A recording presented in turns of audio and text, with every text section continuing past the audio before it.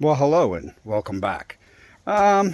Today's going to be a little different. I think in my last video I said I was going to do some work on the Colorado. We did the rear and front differentials, transfer case fluid, transmission fluid. I did an oil change, stuff like that. Today we are going to do, I'm at 132,000 miles. So what we're going to do is do a timing belt change. Never done it on this little 2.8 Duramax diesel. I did, however, I hope I have all my ducks in a row. I did, however, order the cam tool to lock the cam into place. Obviously a silver Sharpie, and just mark all the other pulleys, and it should be okay. From what I gather, it's about a 5-hour job. So we'll see.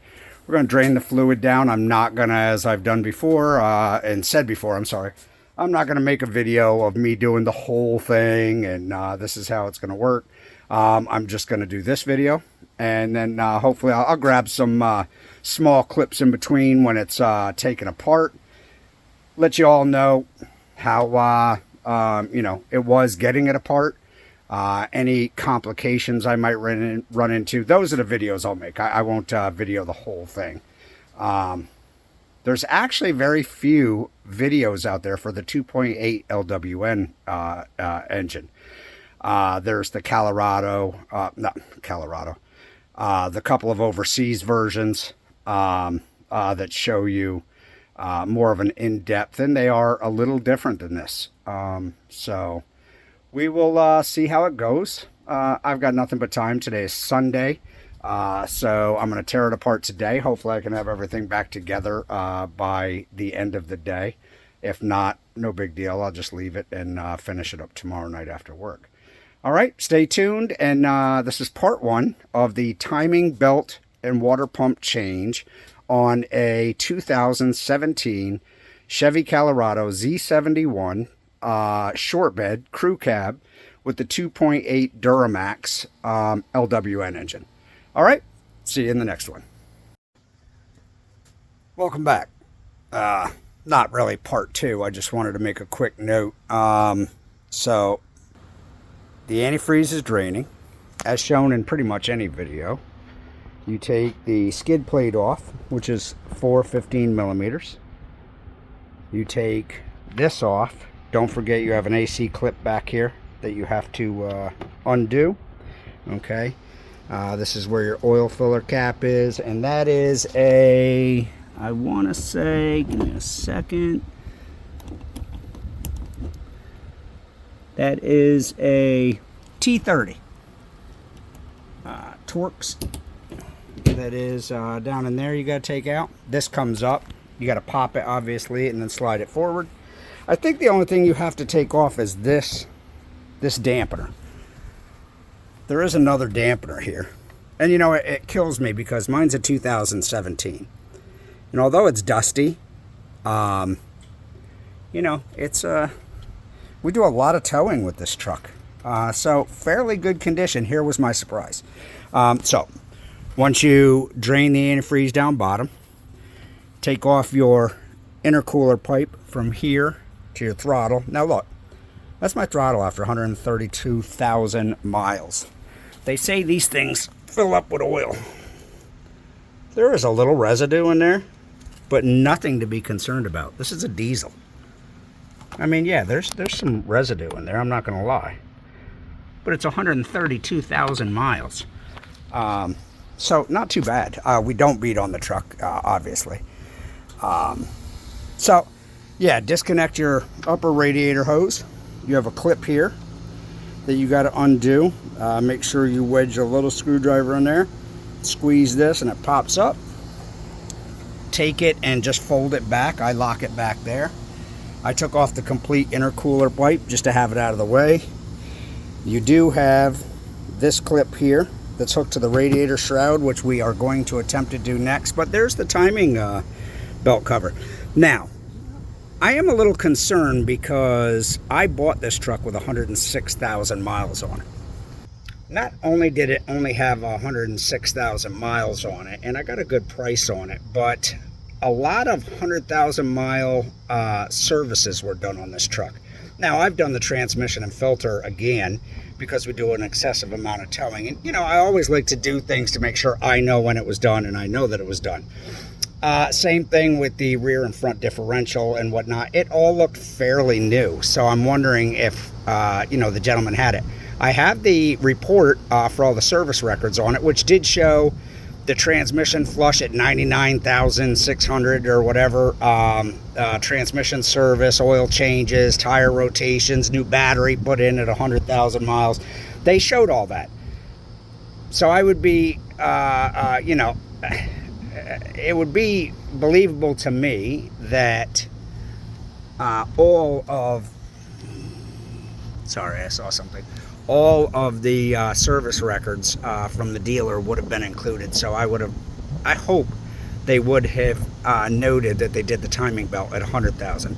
A lot of people recommend they want to do them at 100 instead of waiting for the 150. I'm looking at the bolts. It does not look like the bolts on the timing cover have been removed, but a lot of this stuff does appear like it's been removed before. Maybe the radiator hoses and stuff were removed to flush the system. I don't know. That wasn't in there. There is some orange spatter here and there. Looks like somebody did something. Not sure what it was. But we're going to do it anyway and make sure it's done. So far, not too bad. About 15 minutes into it to start draining the coolant. Get the intercooler pipe off. The intercooler is a little tricky. Here's why. Also on the back side of the pipe, just make sure you go ahead and unplug that before you pull it out. But they have these clips, okay? So what you have to do is you have to push in order for that clip to be able to pop out, okay? That's what you have to do. And then it just slides right off. And I'll clean it all up before it goes back on. But so far, not too bad. The real question will be when I take the timing cover off. Now, I'm not doing what a lot of people recommend, which is take the radiator out. We're going to take the shroud out. I'm not undoing the fan by the fan nut. I'm going to go ahead and just, I think it's 4 bolts. I'm going to take it all off. It's got to come off anyway, the bracket. And I'm going to take it all off in one piece. Disconnect the wire there for it. You can see these pulleys. There's, it doesn't look like it looks like a newer belt, but it looks like they never cleaned this stuff up before they put the new belt on. That was listed in the 100,000 mile. So I will see when that comes around. All right. Till the next video. I just wanted to add a little side note there that, you know, it's so far fairly simple. Your average do-it-yourselfer could do it if you have a few tools and a little know-how. I was a mechanic for quite a few years. Did some head gaskets, timing belts, timing chains, transmission changes, stuff like that. Just I'm a kind of learn as you go type of guy. You never know how to do it unless you try to do it yourself. Case like this, yes, a little tricky because you do have to make sure that you mark things correctly, whatnot. You do not want it to skip time on you. I was really going to do it without the cam tool, but I did think to myself, God forbid it's my only vehicle, I'm here, it skips a little time or something like that, I'm in an uproar, I don't know what to do, because the cam on this sprocket is it's a dual. And it's free spinning, so there's no timing marks there. Okay, so unless marking it with a marker and stuff, everybody says, just take your time, mark it with a marker, you'll be okay. I didn't want to take that chance. I did buy one from a reputable dealer. It is not the OE, but there was a lot of good reviews on it. It's from Freedom Racing. They do offer both the OEM and this is an identical, true authorized identical piece. I know a lot of the Chinese ones, they're off a tooth or something. You really don't want to take that chance. Once again, if it's locked in and you've marked your other pulleys, different story. You're just not going to be exactly on time on the bottom 2 pulleys, and you do have to make sure that you line that belt up exactly where the old one came off. with that being said, with this locked into place, I only have to concentrate on the 2 bottom pulleys, which do have timing marks. I'll mark them with a marker also. Hopefully everything will go good. See you in the next one. Okay, well, hello and welcome back. I'm not too dirty. A couple nicks from the fan. Here's what we got so far.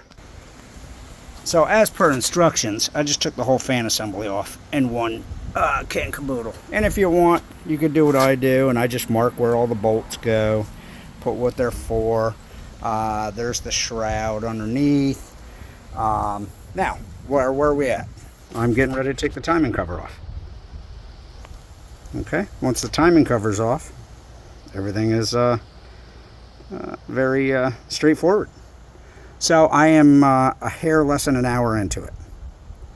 So everything is taken apart and getting ready to take the timing cover off, and I will post one afterwards. So some recommendations are too, just to let you know, is this here holds that harness down there. You should take it off. This pulley, I took this pulley off. It's one of the dry belt pulleys because it's in the way, obviously. This was a little tight, getting the crank pulley off. So just be careful when you do it. Make sure it doesn't, fly backwards and hit your aluminum radiator and put a hole in it, because then you got bigger fish to fry. All right. That's where I'm at so far. I will post again or make another one. I think that'll be number 4. This is number 3. And once I get the timing cover off, we'll see what it looks like inside. Let's see if it appears like it's been changed, and or do we have any other things. I know there's a coolant bung plug that's in there. You got to make sure it hasn't leaked or isn't leaking. I'm not losing. I've never lost any coolant in this truck, so I'm assuming nothing has happened. All right, see you in the next one. Well, hello and welcome back. Video number 4. I'm gonna, I think, edit them and blend them all together instead of putting up different videos. But video number 4, everything is off. Nothing unexpected. No coolant bung leak inside of the timing cover. Nothing. I'm getting ready to actually pull the timing belt off, and then I'll do the water pump and put the new timing belt back on and put everything back together. How long are we into it? With videos, moping around, just, taking my time, making sure everything is done right, clean. An hour and 40 minutes so far. Not too bad. That's with draining the coolant system, the whole 9 yards. So I'm not expecting it to be a 5-hour job. Now, the tool, the cam tool that I got from Freedom Racing, and I don't know how to do the link below, the whole 9 yards. So what I'm going to do is we're going to do this. There it is, Freedom Racing. Notice I have to cover up my address and my phone number with my thumb. I made a video before and forgot to, so now I'm doing it. Sorry, I just don't want everybody on YouTube calling my phone if they see this video. But Freedom Racing, they offer 2 of these tools for the LWN engine. They offer the OEM for, I think it's $349, $249 or something like that. Or this, and they guarantee it, this exact alternate. I know some of the Chinese brands, it's a tooth or 2 off. If you have it set and you mark everything, I don't see where it would be a problem, unless you want to start cranking on it and rolling it with the timing belt off. But as long as you lock the cam on this, and once again, you don't even have to, just get it into a happy place and mark everything, and you should be good, including the free spinning cam pulley up top. Just mark everything so you know exactly where it's got to go back. If you're going to use the tool, this tool works great. It was $139.99, I think, with shipping and everything. I think it was 154 bucks. I'll keep it. Don't know if I'll ever put 300,000 miles on this truck with the towing that we do. Maybe I will end up doing a timing belt again, especially it's fairly easy. I'll say this, if you have any kind of mechanical background, you don't even have to be a mechanic. If you dabble in fixing your own things and you have some basic tools, I think I've used a 15 millimeter, a 13 millimeter, and a 10 millimeter. A couple screwdrivers and whatnot, and that's pretty much the only tools I've had to use so far.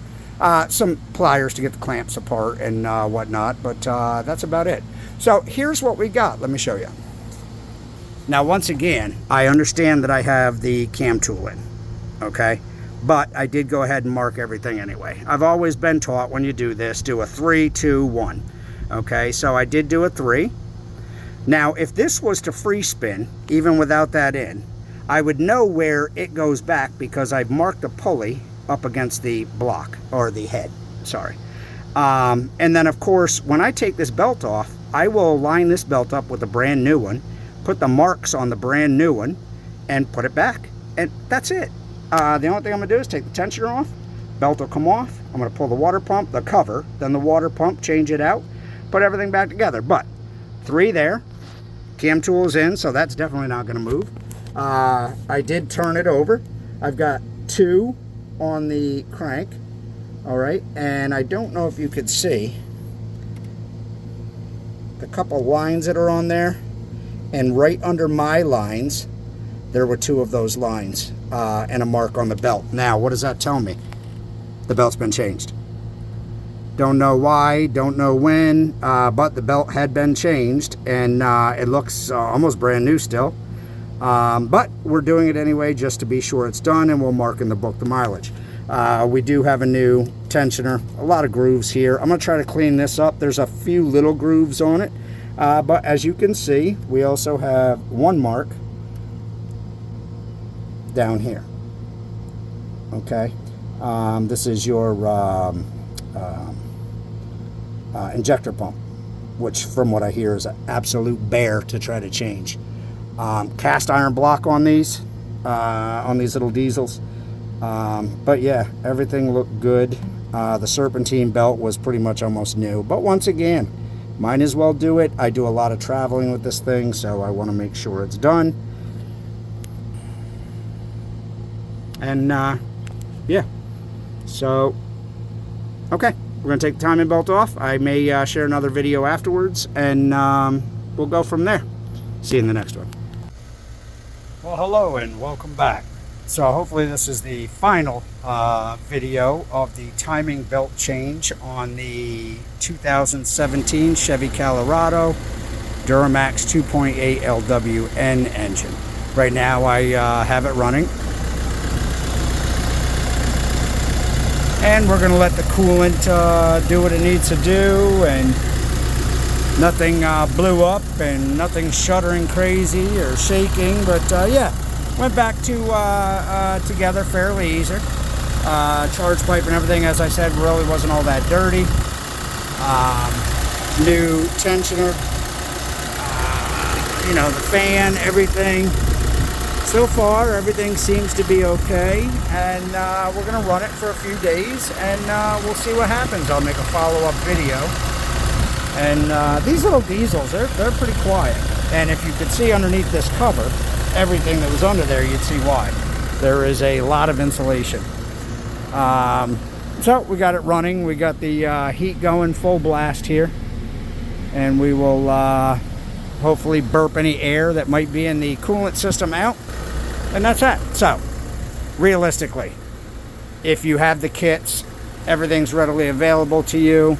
I took my sweet old time. I made a few videos. I set up a table. I got everything going. 3.5 hours, 4 hours tops. If you were really stretching it out, you could probably do it in 2.5. You know, if you just wanted to hurry up with it. But why? It's Sunday afternoon, and you know, I just wanted it done. I wanted this done was the final thing before we tow the camper again. Once again, how was I to know? The marks were there, so obviously it was, you know, done probably just before I bought it. And, you know, now I know it's done, and I'll mark the mileage, and that's that. So, any complications? Water pump, very easy to change. A little discrepancy. I have a site that said the water pump bolts were supposed to be 15 foot-pounds torqued down, And then I have another site that said 21 foot-pounds. So I did the happy medium, 17.5. Hopefully it's okay. I'd hate to tear it all apart again to have to retighten water pump bolts. But, you know, that's a different story if anything ever happens. The belt. The belt was not as easy to put on and make sure your marks are all lined up. There are some videos that show, you know, they want you to take off the cam pulley so you can line up your bottom two marks and then slide everything back on. I found if you do the injector pump, make sure your marks are good there. Over to your crank, make sure your marks are good there, because you got to pull that belt tight. And what I did was strap it together.